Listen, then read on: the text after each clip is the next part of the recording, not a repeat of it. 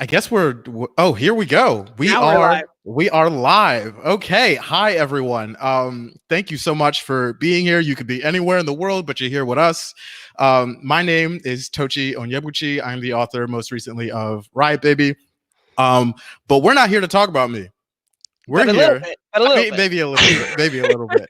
But the star of the show right now, she has written an extraordinary book and like immensely timely. And there's so much in here that I want to talk about. We are here with Bethany C. Morrow, author of the recently released A Song Below Water, which is available for purchase at AstoriaBookshop.com.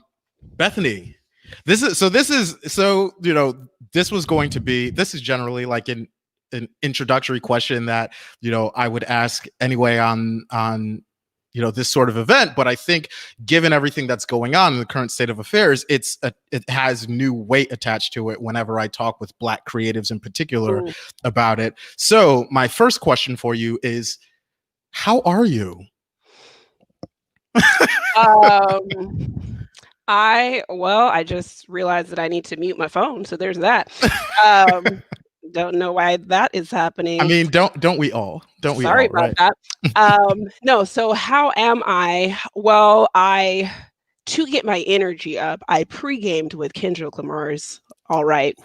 Yeah. And the protest anthem. Right. So I've been listening to that today. I have been spending a lot of time in my network, basically in my group of Black women and Black people. And I've been sticking a lot to my notifications on Twitter and, basically just talking to the people I'm talking to, because at some point, that's all you can do, especially if you're going to be expected to have to use your brain for anything else, because everything else is, I think that people are experiencing this right now where it's a time suck, it's a soul drain, but this is not new for us. Mm-hmm. This is not the first time we've been through this during this particular administration even. So there's a lot of just our threshold is usually we have to have a much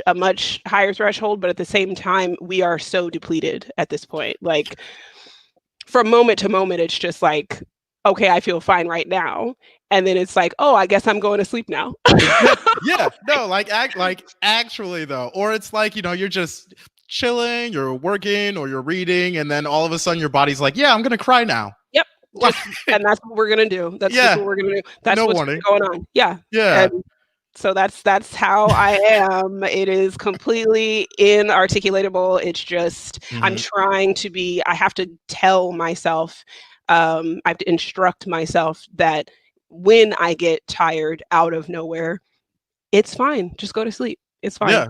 Yeah. When I get overwhelmed, like I wasn't overwhelmed, I'm looking at emails. I usually answer emails as soon as they come in. And then it was just like, oh, I suddenly don't feel like touching this keyboard right now. So I guess we're not answering that. But just telling myself and reminding myself, because Black people in America, ever since we stopped working for free, we've been lazy. So if you, especially, I have a sickle trait disorder that comes with a lot of hyper exhaustion and stuff. And to not look lazy, a lot of times you will really try to push yourself to do stuff that your body really can't do. And I've been trained to think of that as like laziness, and I don't want to look lazy and I need to be up and doing something. And I've just been telling myself, like, it's fine. You are fine. Go to sleep if you want to sleep. Watch cartoons if you want to watch cartoons. Shout out to Avatar. Shout out to Bob's Burgers. Because I'm just watching many episodes a day. No, but that's so real, because I think it's there are a couple conversations I've had now where people have been surprised when I've been like, hey, I have to get back to work now, or I have to work, and my deadlines haven't gone anywhere. Yeah. Amidst all of this, macroscopic tragedy and chaos, I still have deadlines. We still have work to do. Right. I'm working on edits for one thing. I got to do it. And that's, like you put it so well, this is just something that Black creatives have had to deal with, like just even amidst the sort of existential threat to our lives, to our existence, you know, we got to chase the bag. Like this we got pressure cooker that you guys are feeling is the norm for us. So I just turned in a book, and congratulations. Please, I'm so serious because it took me longer to draft than any book ever has to date. And when I turned it in, I was almost numb. I was so relieved. And then very next day, you're wasting your life. You haven't written anything today. What are you doing? You're so lazy. Yep, I know that voice. I know that voice so well. Yeah. Well, speaking of books, let's talk about A Song Below Water. Like, tell me, tell the audience. I mean, I already know what it's about, but you know, tell the audience a little bit about what this book is. So, as I will always say, A Song Below Water is about two sister friends named Tavia, as in Octavia, you guys, not Tavia. Octavia Butler, it's not on accident. Tavia and Effie, who are sister friends, who are both, this is not a spoiler. It's very obvious that something's going on with Effie. So I will say they are both fantastical creatures. But at the beginning of the story, Tavia knows what she is, and she is a siren. She lives in an alternate PDX, which is Portland, Oregon, that has a lot of different types of fantastical creatures, but there's one type, sirens, that are exclusively Black women. And because of that, and because of what a siren's power is, they are feared, despised, suppressed. And so there is a network within the Black community that protects them, that shields them from being found out. And it's basically the story of two Black girls going through life, and it's getting hotter and hotter and hotter, you know, in terms of the political climate and everything else. And she's trying to keep from exposing this power. And of course, it comes out at the worst possible time. So everything sort of spirals after that. There's so much that you do so well in this book. I think one of the interesting conversations that has been happening, and shout out to LL McKinney for talking about this as much as she does. Like shouts out to her. She's amazing. But you know, people always talk about the X-Men, for instance, as this parallel for the civil rights struggle. And they graft this very reductive reading of Malcolm and Martin onto Magneto and Dr. King, or Magneto and Professor X. Right. And, you know, there's a whole idea that, oh, these people are hated and feared because they're different. But like the difference is that they can shoot destructive laser beams out of their eyes, and they're basically like weapons. And so there's this idea of like weaponized difference. So does that analogy really work? Like it's not the same as being Black, because being Black doesn't allow you to turn yourself into steel and crash through walls, right?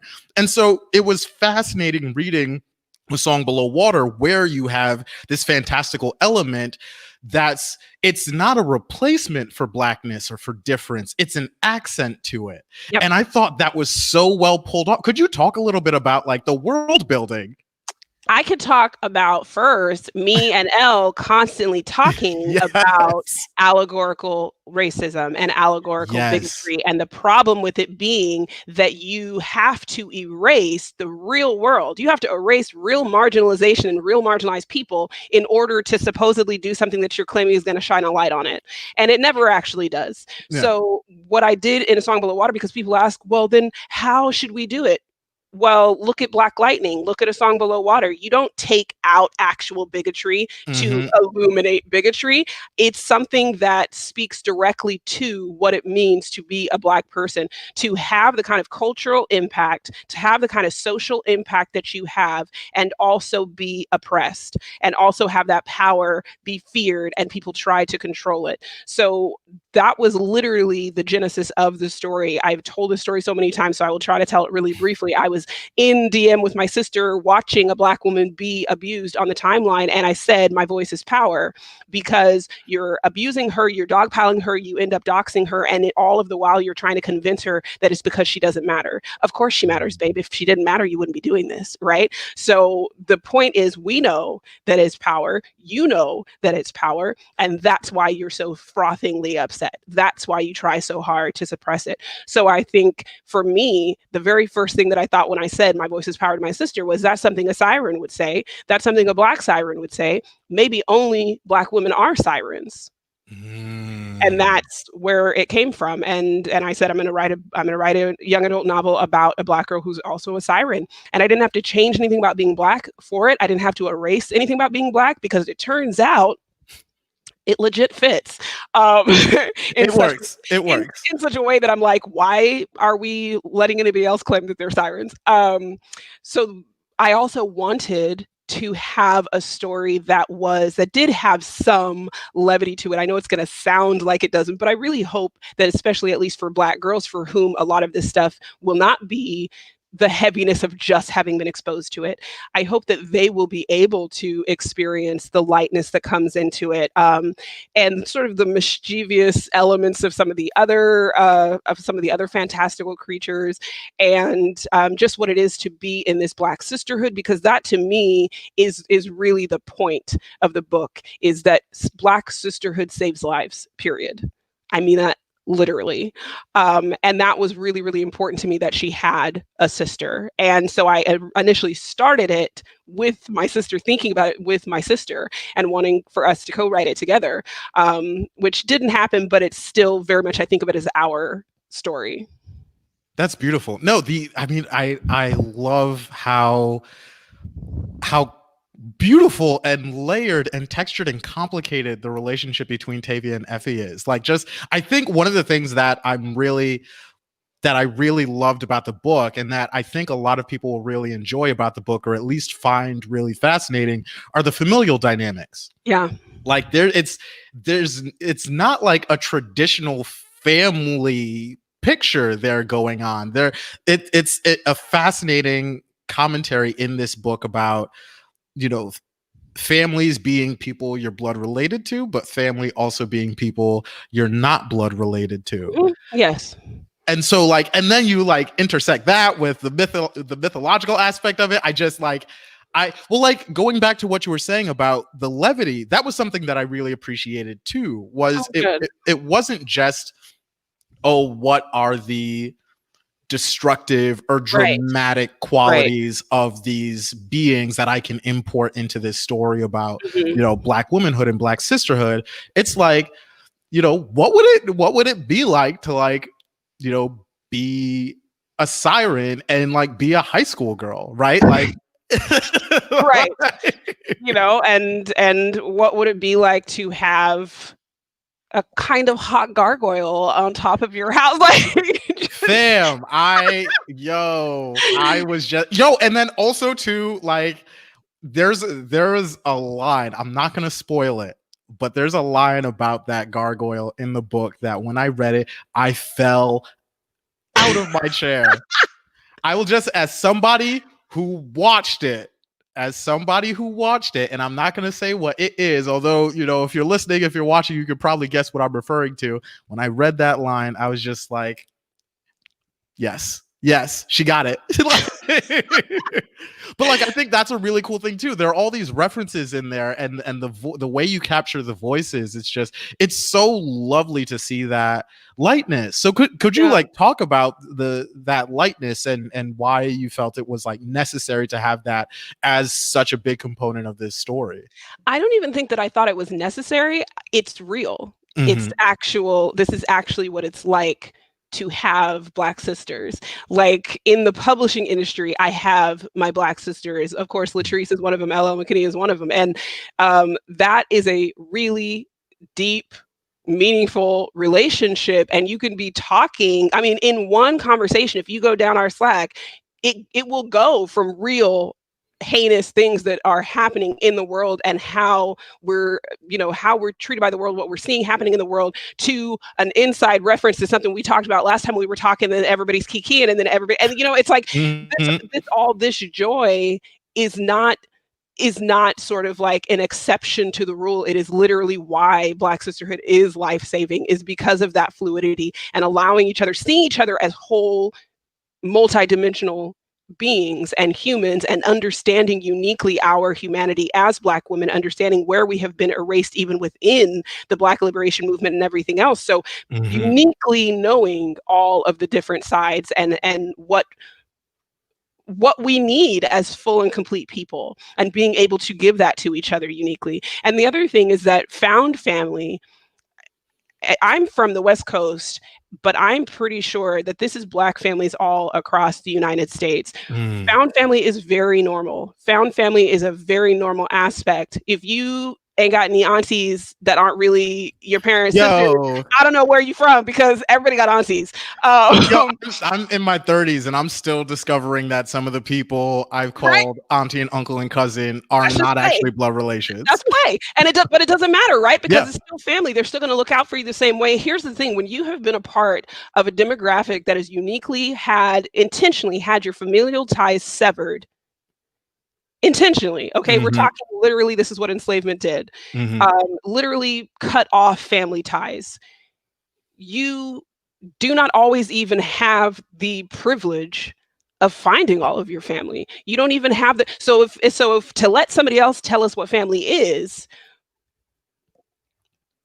you're basically deciding for us that this trauma is going to keep going, and we're never going to find home. And and we don't allow that. So Black people have always made found family. And so it was really important to me, uniquely, I think, in this book, to have no one question it, though. Even people outside of the Black family are like, oh, they're sisters.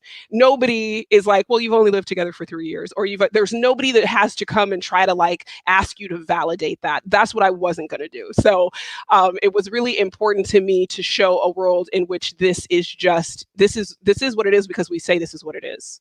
Yeah. No, it was just so smooth. It was just it always just felt assumed. Yeah. That's just what it is. That's just what it is. That's so who they are to each other. Yeah. So I think going back to some of what we were talking about earlier with regards to ways of integrating the supernatural and the mythological into an already existing intersectional social landscape, there's very fascinating commentary on in this book on policing and policing non-majority people, policing non-whites, policing people who aren't the preferred, I'm the mythological totem, the people that are not at the top. Could you talk about that element and some of the sort of inspiration or personal experience that you brought into that? So I saw someone asked in the comments, why Portland? It was not an accident, beloved. It was not. So Portland, or PDX, I don't know if it's the only city that sometimes you will really just call it its airport code, but I don't know if anybody else does that. Yeah, no, nobody calls NYC JFK. Right? You don't call it JFK. So it's a special place. It's a really unique place. But Portland, Oregon, my sister, who is my Effie, as you can see from my dedication, she lives in Portland. And so I've spent, a lot of time in the last decade there with her. And the thing about it is actually extremely white. It is a ridiculously, almost inexplicably white place, particularly to be as progressive as it is, or particularly to take so much pride in this sort of we're very progressive, we're very liberal. But the feeling that you get as a Black person there is that people are constantly telling you that, constantly informing you of that. This is such a great place for you to live. And I'm like, it is? Thank you. Really? Right? You're not asking me, you're telling me. And that is really a part of what it is to be a Black person on the West Coast. They have this mythology about the West Coast, that it is this bastion of progressiveness. And the further west you go, the easier life is for Black people.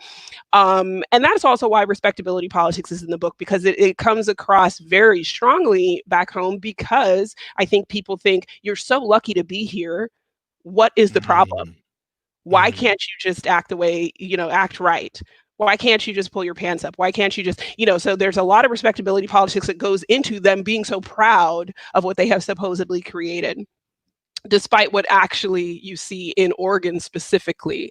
And if anybody remembers the federal standoff at the state park with all of the heavily armed white people who decided they were going to take that from the government. And of course, they were talked down after, I mean, it was days, as I remember, without incident. Not a single shot fired from the federal authorities or anything. And it was a white supremacist, like a prepper group, as far as I remember. And it was just like, okay, that's done. We've taken care of that. And I was like, this was in Oregon, you guys. Yeah. Yeah. So tell me again how lucky I am to be from the West Coast, because none of this exists over here.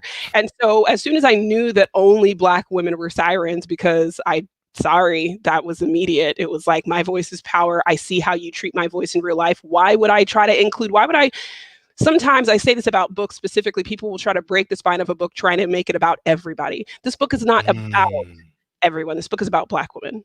This book is for everyone, but this book is about Black women. So as soon as I knew that Black women were sirens and only Black women were sirens, I know that means it's dangerous. I know that means it's unwanted. I know, therefore, that it means there's a hierarchy within these mythological creatures. And I definitely decided that I wanted the one that was sort of at the top to also not be a Western invention. I did not want it to be something that we've seen a million times, but I did want to make it a diaspora sort of fantasy. Yeah. So I brought in what should be Boloko and kept it Iloko, even when it's pluralized. And that is originating from a Central African mythology about these sort of diminutive, cannibalistic, like live in the trees and lure people with bells to eat them and stuff. But because I want to demonstrate how the mythology of the most beloved is so easily changed, can be so easily, we can rewrite. It's just how Vikings are super romantic now. Aren't Vikings, isn't it? So I refuse to watch anything about Vikings. I say this having been married to somebody who was a third generation Norwegian, because I'm like, I refuse to rewrite this. I refuse to rewrite this. Yeah. Now suddenly you're supposed to be the most peaceful people on earth. Now suddenly you're supposed to be, those Vikings are supposed to be so attractive and sexy and everybody wishes they had a Viking. Rape and pillage, people. Like, what are you talking about? The havoc that you wreaked. But we can so easily accept whole new mythologies about people as long as they're the right people. So I took Boloko, made it into Iloko, made it where, and this is the key, anyone could be born Iloko. That's why it's loved. I say this a lot. Whiteness, because whiteness is a social construct, just like Blackness. Whiteness is not a heritage. It is not a lineage. It's literally a power conglomerate. It's created specifically for the purpose of subjugating somebody else. So whiteness is exclusionary by nature. That's why when Black people said Black Lives Matter, they heard only Black Lives Matter, because that's how whiteness works. Whiteness is exclusionary, so you thought we were being exclusionary. And that is the problem. So it's really, in the book, it's really not that anybody can be Iloko, it's that white people can be Iloko. So since white people can be Iloko is the top of the food chain. Yeah. Everybody wants to be Iloko. I mean, Portland is a hotbed for Iloko generation, and Iloko are like ancestral spirits. So typically, if you were trying to make sure that your child is Iloko, you would stay close to wherever your familial home is, where a lot of your family is. But Portland uniquely becomes sort of a hotbed for Iloko to be born, so people start coming to Portland if they want to have a child who is born in Iloko. And you'll know, because when they're born, a bell will sound, and that is their Iloko melody, which they later get put into a piece of jewelry. They can keep at all times, so you can just very clearly see who is and who isn't.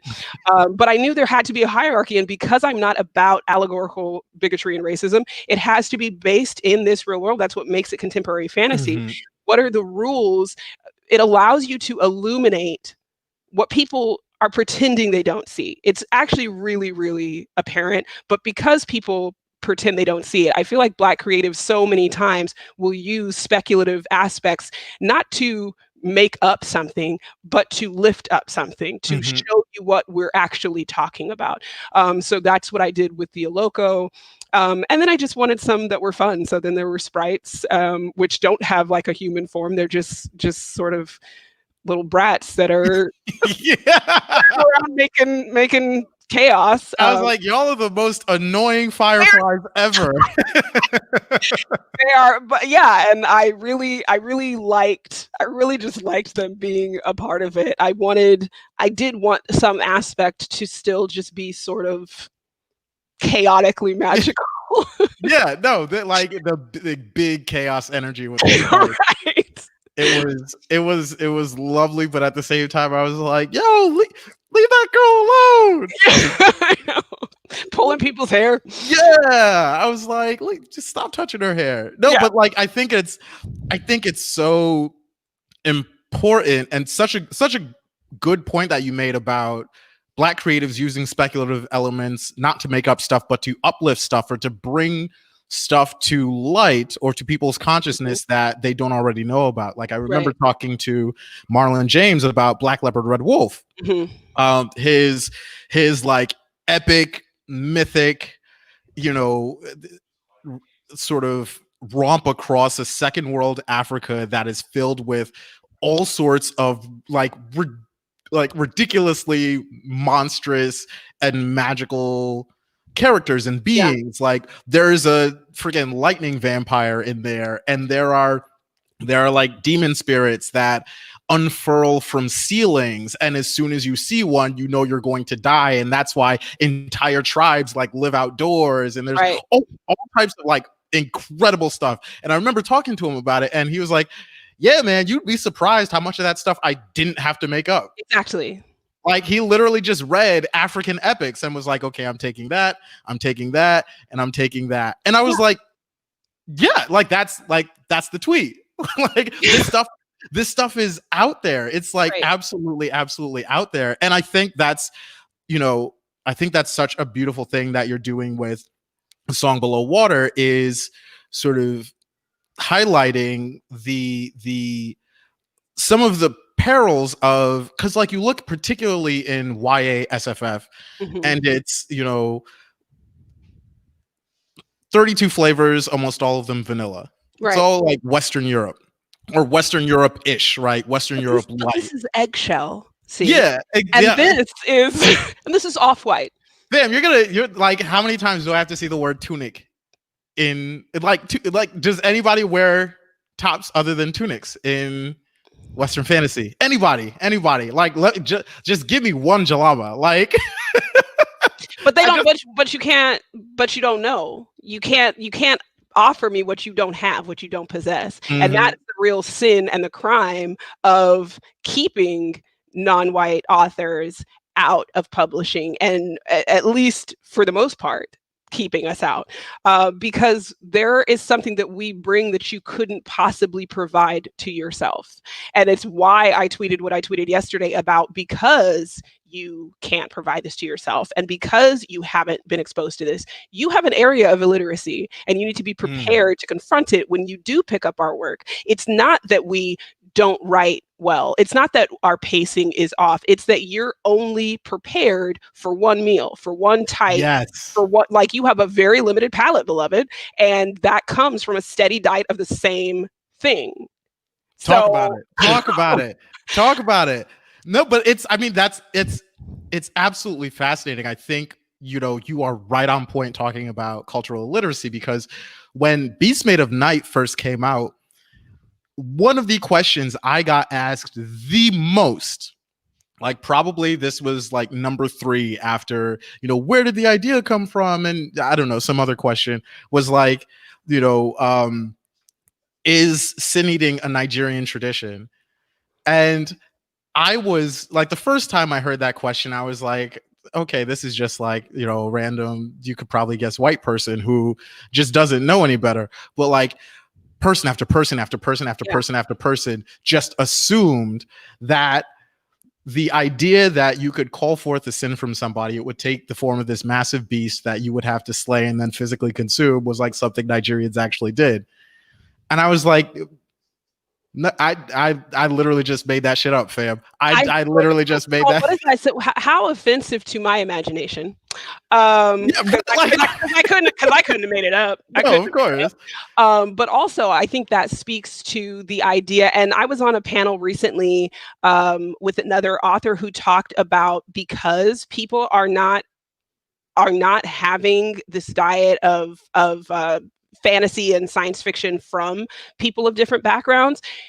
Everything I write, you treat as though it has to be educational. Yes. Like it's supposed to be an educational text, which means I don't get to have an imagination. I don't get to play around with things. Mm-hmm. And also, I am responsible, because I'm your first introduction to something. I'm responsible for educating you with accuracy. This has got to be like an Encarta, presentation instead of a book. And I think shout out to Encarta. Shout out to that, taking it way back. But I feel like, even when I wrote Mem, people were like, how much of this is autobiographical? And I don't know if that's something that happens even more so. So I don't know if you guys have noticed, I'm both Black and a woman. So all of the ridiculous things, right? Wait, really? So all of the ridiculous things are just like tenfold. Yep. And there's constantly an idea, number one, that if I wrote it, it must be for children, because I couldn't write anything sophisticated enough for adults, which there's way too much to unpack there. Yeah. But secondly, is that it must be either a sociological text or it's autobiographical. Mm-hmm. It's really me. I don't have an imagination. I just am writing about myself. And I was like, well, it's a mem. It's a fictional, it's an extracted memory that becomes sentient. I don't know if you know this, but that is not my backstory. So no, that has not actually happened to me. That has not happened to me. This was fiction. But I do find that there are so many things. It's like they want our work to be anything but art. They want our work to be like documentary. Anything but imaginative, anything but something you have to say, wait, if you're capable of this and you do this, so what else have I lied on you about? Like, what else have I taken from you in the way that I think of who Black people are and what Black people can do, instead of really reconciling with that and interrogating that in themselves, they just put it on you, and then it's like, so this is probably like some sort of African culture that you're trying, and I'm like, all of that to get away from dealing with your cultural illiteracy, dealing with the fact that you have refused and yet to humanize Black people in your imagination, like, because that's what's really going on. No, absolutely. Like nobody's suspicious of freaking Western Europe jewelry after reading Lord of the Rings. Like, but I don't play with demons, so I can't buy that. I can't buy that cowl shell. Like I can't. I'm like, oh, okay, all right. No, it's like there. So there was a festival that I was at last year. I wish I could remember this fella's name, this Black poet. It's killing me that I can't remember, but he was talking about with early colonialism, particularly with the Spanish, and their antagonistic but also ambivalent relationship with traditional like culture and medicine and all of that, and how that played into this civilizing mission of converting them to Christianity, right?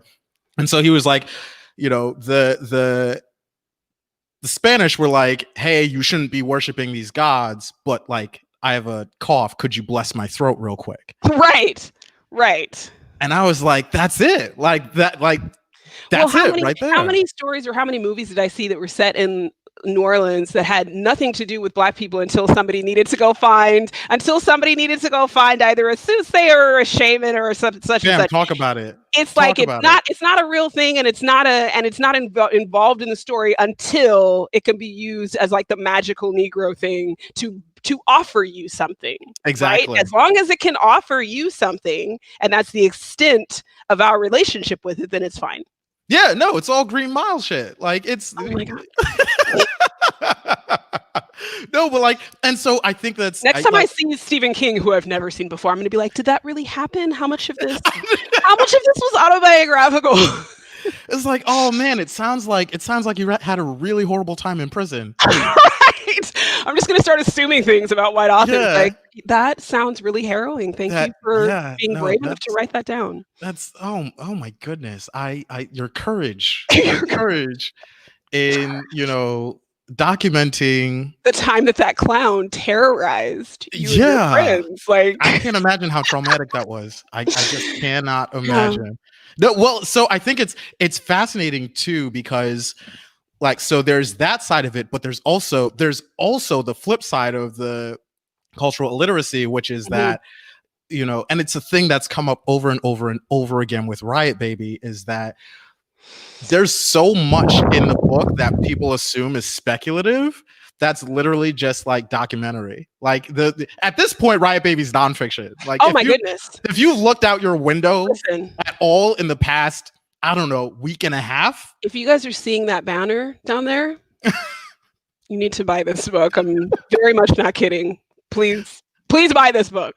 But like that's the thing too, is people would assume that, you know, the depictions of policing, the depictions of incarceration were some like speculative element. Like, it's impossible that sort of cruelty, and they would always call it dystopian too, like as though that level of cruelty is unimaginable at the present. And it's like, fam, this is like almost every single thing that happens, or any single story that's told in the Rikers chapter, is something I either witnessed, or something that was told to me, or something that I discovered in my own research. Like, none of it's made up. I guess nobody else has a brother in prison, because the reason reading Riot Baby, number one, is like exactly where I live, because it is my childhood. It is my first, I mean, full blown. No, there's a connection. There's a connection. I just remembered the connection. Okay, there you go. The connection between Riot Baby and A Song Below Water is that the scene in A Song Below Water where they have to watch the verdict, yes, in the Rhoda Taylor murder trial.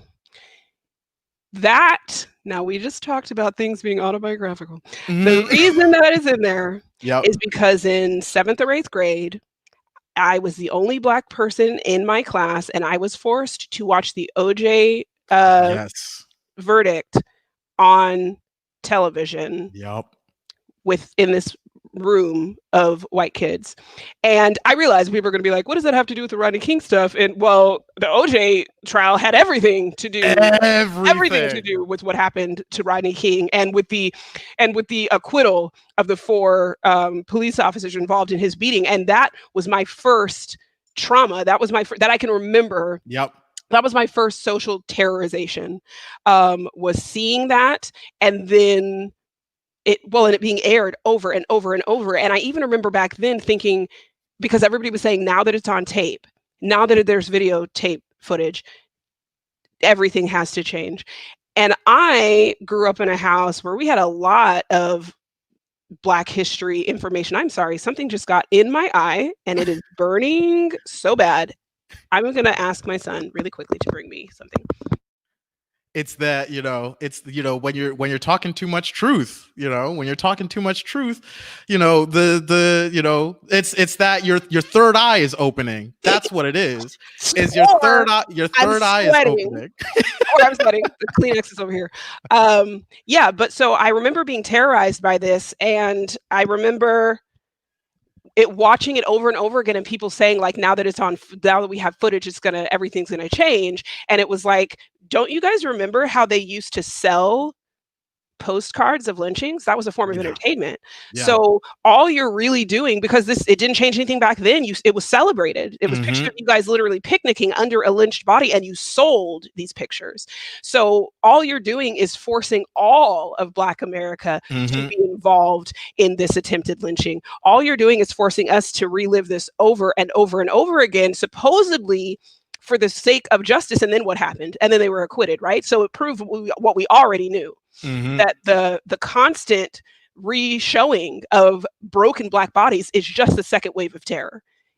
It's absolutely not. It was never intended to serve a purpose of justice. It was supposed to be scandalous. It's something for the whole country to get to watch, and then it led to no difference. And so the OJ trial, of course, was hugely impacted by that. And it's over there, and sitting in that room in junior high, surrounded by white kids, watching this, and I was terrified of either outcome, really. Because I was like, if he's found guilty, I'm going to have to sit in this room as the only Black person while they celebrate and, Yes.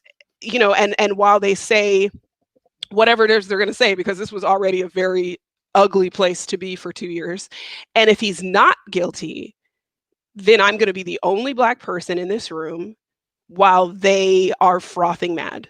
Yeah. Which of course is what happened.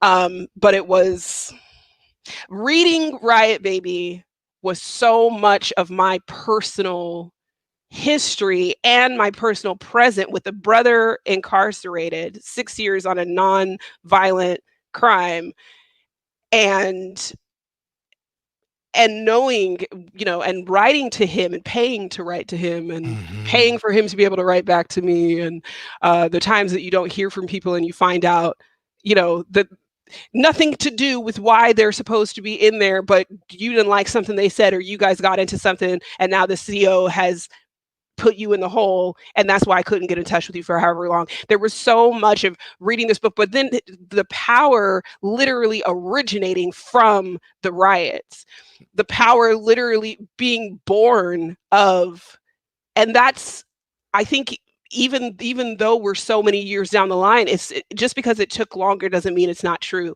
The power that came from at least being able to see our anger and our reaction to it and our response to it, that was solved to a lot of people.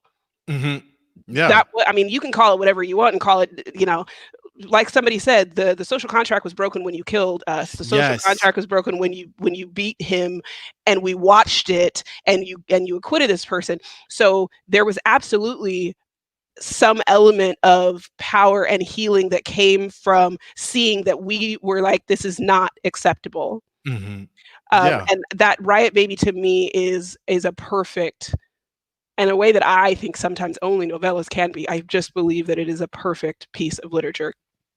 No, thank you so much. I mean, I think there's a whole generation right now of Black creatives for whom their first political memories are Rodney King and OJ.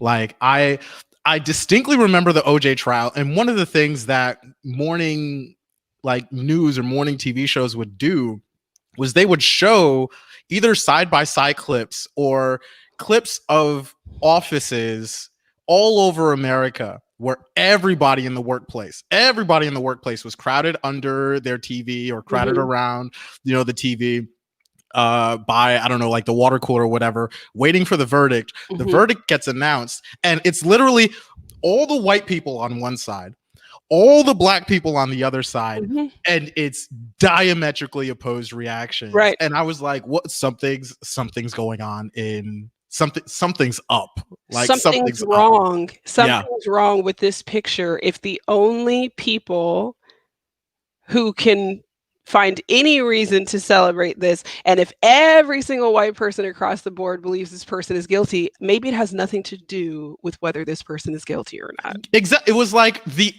all the people who look like me are happy about this. Right. So, and I'm a kid. It's like I look at this and I say, all the people who look at me are happy about this. I have no idea what this is about, but I guess I need to be happy about this too. And it's fascinating. Somebody on Twitter asked, like, earlier this week, like, what was your first like political memory, or no, what was the first like instance of police brutality that you remember, or like when did you first encounter police brutality? And I was thinking on it, and I was like, it was Rodney King. And then I was thinking on it some more, like when it happened, when the footage was released, and I was like, wait, what the fuck? I was 4 years old when I saw that footage. I was 4 years old. And that's the thing too. I don't know that a lot of people realize this, is like they would play the whole thing. Yep. They would play the whole thing, like incessantly. And like that was a big thing that I took with me into the writing of Riot Baby, was this continuance. Like it's exactly as you were saying with the postcards. It's like people were like, oh, body cameras, like once we get body cameras, like cops didn't have body cameras before, right? And they're like, oh, once this is caught on tape or whatever, if you've used the literal image of our dead bodies as entertainment before, why you can't suddenly change the context now and say it's going to be used for good. Yeah. I'm No, sorry. exactly. Exactly. It can't both be entertainment and also be like, well, now it's going to change everything. That's not what changed everything. It's literally you apply too much pressure in the pressure cooker. Okay, it too long and too fast and too hard and too many times. Mm-hmm. That's what it is. It's not like, oh, thank God we had to watch this man for 8 minutes with somebody's knee on his neck. Thank goodness we all watched that. That's what brought change. Absolutely not. We have to reckon with what we saw. We have to reckon with the fact that everyone saw this. We have to reckon with all of the times that everyone saw it and didn't see a problem. Yeah. No, that's what we have to take with us. And what I love about Riot Baby is the way that his sister leaves and goes, her absence and her focus on her power. I loved, and I think that that's something that is allowed in things like novellas, and I think that's why novellas to me are so special, because those areas where people think there's emptiness or where let's add something, let's make something happen here, something is happening. There's just a current of power that's going through this book, even when you can't see her. Just to know that she has this, to know what she's doing and know why she's not there, it has its own power, its own narrative thrust.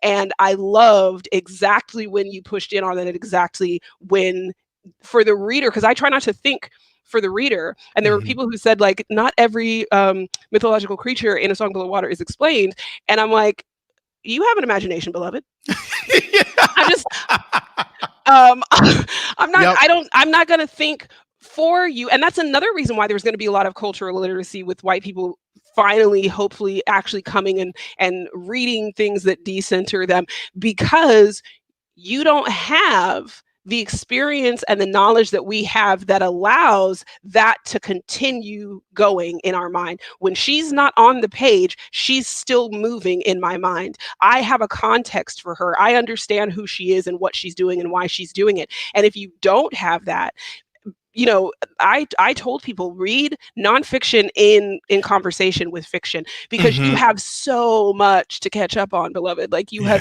so much you don't know, and that you don't know you don't know. The difference with young adult and with A Song Below Water is I am trying to present enough of it that you understand the story of these two protagonists, of these two girls. There's gonna be stuff that I'm just not gonna explain. Otherwise, it would be to explain everything that white people wouldn't understand in A Song Below Water would be to tell the Black girl who reads it, this wasn't for you. Yeah, no, exactly. You would have to put footnotes on every single page of this book. Yeah. And also too, I think one of the really powerful things, sort of speaking to that, is that there were these like particular images that came out that, like, if you don't have a Black person's context and history and awareness, not just of the present but of the past, it would just be a normal scene. Like, I'm thinking in particular of the protest scene, and the image that came to mind was Aisha Evans at the protest for Alton Sterling, when she's it's based on that picture. There you go. It's like, and you look at this picture, and I trust Black people to know that, to see it. Exactly. Like, that's it. That was exactly it. And I was like, and I think that even made the scene so much more powerful, because I so distinctly remember the moment I saw that image for the first time, where you have this Black woman who's the picture of poise and grace, and in a sundress, and is just being bum rushed by cops in riot gear. And she's just unflinching in the face of literally the force and brutality of the state. And I was just like, I'm not gonna spoil it and say who is featured in the protest scene. It's never our first time. It's never our first time. And that image, absolutely. And when I shared that image this week or last week, time means nothing. I don't know. I said, there is a scene and there is a person, and she's dressed the way she's dressed because this is the picture. This is the picture in my mind during the protest scene. Yeah.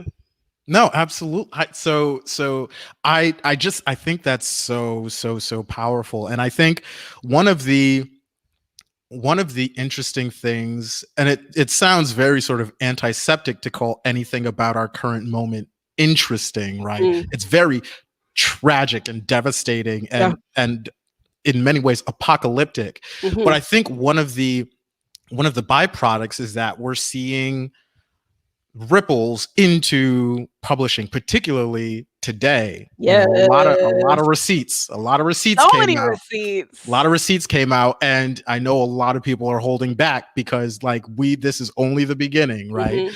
And you have But I'm also very much here for it. oh, absolutely, absolutely, absolutely. Like I am all because I think such a huge thing is that in so many institutions, Hmm. particularly white majority, white dominated institutions, there's a complete lack of accountability. Hmm. Everything from the police to publishing, Right. right? There, you will hear in whisper networks or stories of of editorial assistants having to confront anti-blackness in the workplace, of people who work at book packaging And then places you having wonder to why they confront. leave. You wonder why nobody ever stays long enough to move up. You're talking about a culture and an environment that is 100% toxic to us.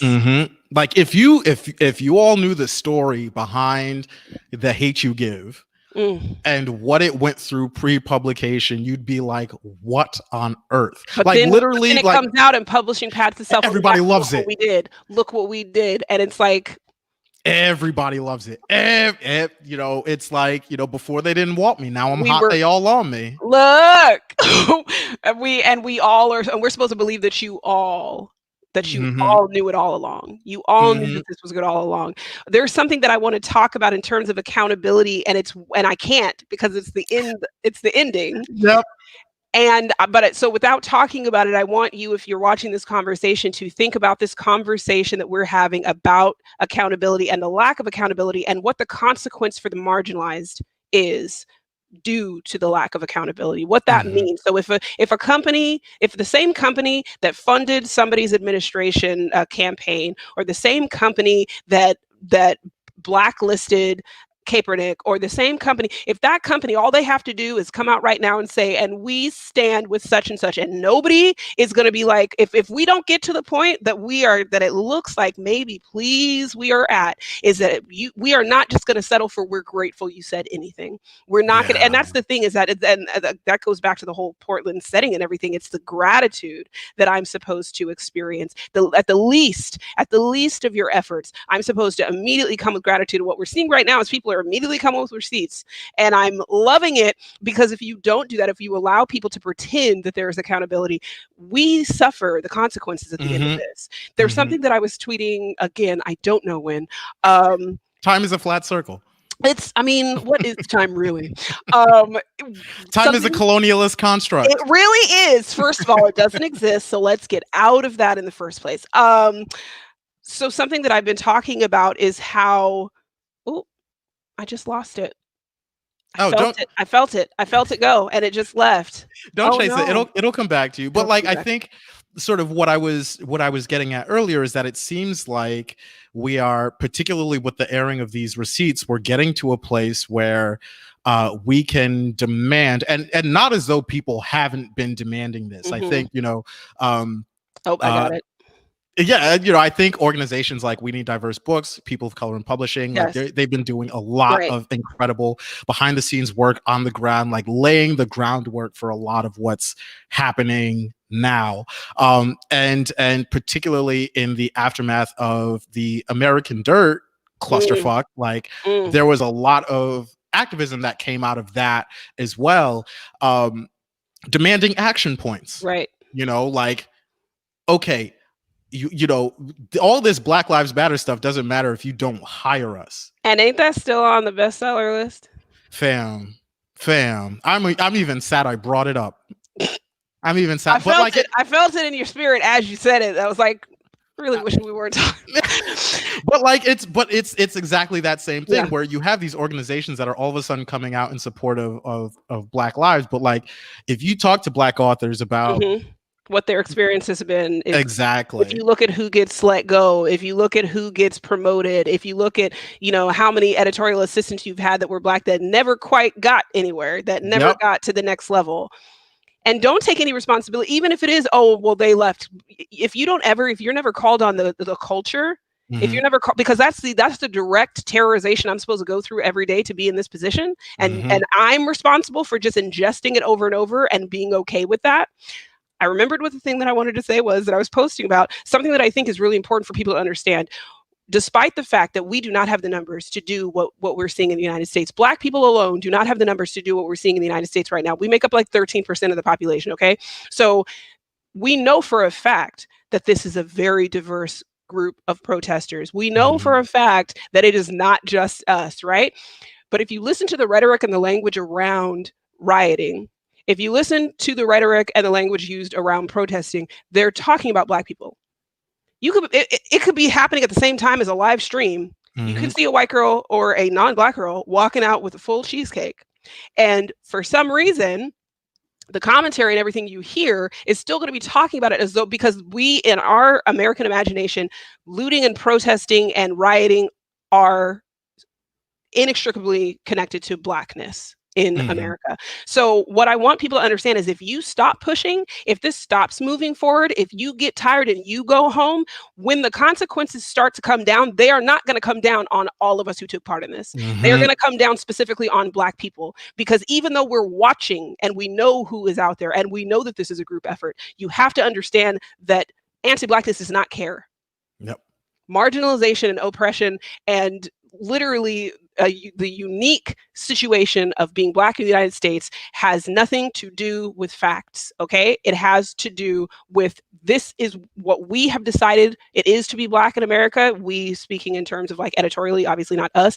And therefore the consequences are going to come down just on Black people. So if you don't keep pushing forward, you are leaving us literally to the wolves. Like, you are literally doing it knowing there's not going to be, this is going to be another I marched with Martin Luther King. Yeah. Well, guess what? Martin is gone. Yeah. Bernie is still here. And that's not a critique on Bernie in particular. I'm just saying a lot of white people today can say they marched with, and the person they marched with was assassinated. Just sit with that for 2 seconds. Okay. There's something about not having accountability, even as supposedly a co-conspirator, to understand that it is still a unique danger. It still has to be about Black lives mattering. There is a reason it's derailing and offensive to say all lives matter. Number one, because it's in direct response to what we're saying. Please don't act like we know what the game is. Don't get it twisted. Please. We know exactly what you mean. Yeah. But the consequence and what everything that comes of it, all of the trauma and the torture and everything else, falls still uniquely on us. And if you get that, and if you understand that uniquely, and there's a part, I'm not going to say who it happens to, but the first time that a new call is understood, I don't put it down in explicitly on the page what happened, but basically it's when someone understands what it actually means, what's actually happening, who it's actually happening to, regardless of the fact that she's there too. That is part of the power in the story, is getting someone to understand, not just to be on my side for today because this is something you wanted to experience, but to understand what's actually at stake, who is actually in trouble, and to be held accountable for that knowing. Absolutely. And like, I think a lot of people are going to learn the hard lesson that this is a lifelong thing. Like, you got to be in this for the long haul. You can't, Black Man Reed said it perfectly in the comments. Instagram posts don't destroy institutions. Listen. Like, you can't, tweets and Instagram posts or whatever, like, that's, whatever. But like, if you're not going to stick around, make sure that when we stick our necks out, we don't get fucking guillotined. Yes. What was it all for? I said ally doesn't mean anything. There's no such thing as an ally. You are a co-conspirator or you're nothing. Take us to church. Take us to church. Because they're going to come for us. They're not going to come for you. Absolutely. And so, particularly in in publishing, what a lot of that means is, for viewers, support Black authors, but also think about all the different ways in which that happens, right? Mhm. You can buy our books, you can tweet and post about us on social media, you can spread word about us, but you can also, readers are also people who are involved in publishing. Like, Right. readers have positions in all these places, and the extent of your power because you use it every day. Right. So, just think on that for a second. Don't act So brand new. exactly. So, we have just like a little bit of time left, but I want to leave the last word to you, because as you have demonstrated, not just in this book, but over this past hour, I cannot believe it's been an entire hour. I can't. Your voice is power. So what do you Yes. want to leave our viewers with? First, can I read something that my publicist Theresia just put in the comments? Oh, Because that is so true. They are lucky that what Black people are looking for is equality and not revenge. woo! And then was it Langston? Was it Langston? Careful when they change their minds. Yeah, And he was talking about the wind blowing the tree at yup. so all for me, I have been Black since I was born, and it's not going to stop. I have been Bethany since I was born, and it's not going to stop. I'm going to continue writing stories that are directly challenging both the status quo and the narrative expectations of what has been white literature or white centering literature in the United States. If you actually want to support me, you have to learn to read, because buying this book and then thinking, well, I didn't get, and I'm not saying everybody has to like every single book, but what I'm saying is that if you not connecting with our work comes from a place of illiteracy, we still bear the brunt of that, because for some reason your opinions matter more than they should. We know what that reason is. And I have a lot more that I am writing and working on, and that I have written, and that I want to be able to sell in publishing. And I want to have opportunities to do that beyond this moment in time when it's popular. Yes. That requires for all readers, it requires all readers to say, I'm not only going to buy these books right now, but I'm going to literally make a safer United States for this author to tell the truth in. I'm going to make it safer. I'm going to make it more likely that she will be able to tell truth on this level again. And please, Tochi is the same way, and so many other people. The work that they are doing is so vital and so, explosive, so explosive in its truth telling. You have to learn to read so you can hear the truth. Do it for you, but do it for us as well. Make this a country that's safer for us to tell the truth, not have consequences, but also be able to get the next contract because it's not a liability. Yes. Oh, you just turned me into the Lauryn Hill gif. Just like, Mr. Act 2. Yeah, best movie ever. Best sequel ever. If you wanna be somebody, if you wanna go somewhere, you better wake up and pay attention. We didn't do that great. This is like a Zoom. You guys have some forgiveness, but you get it.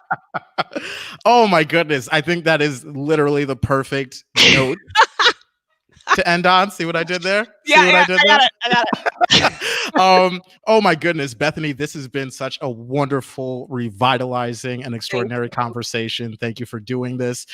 Everybody, thank you for coming. Thank you for listening. Thank you for your comments.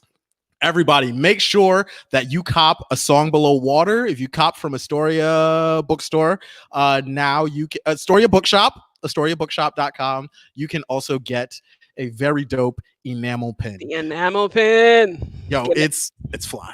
It's fly. Anyway, thank you all.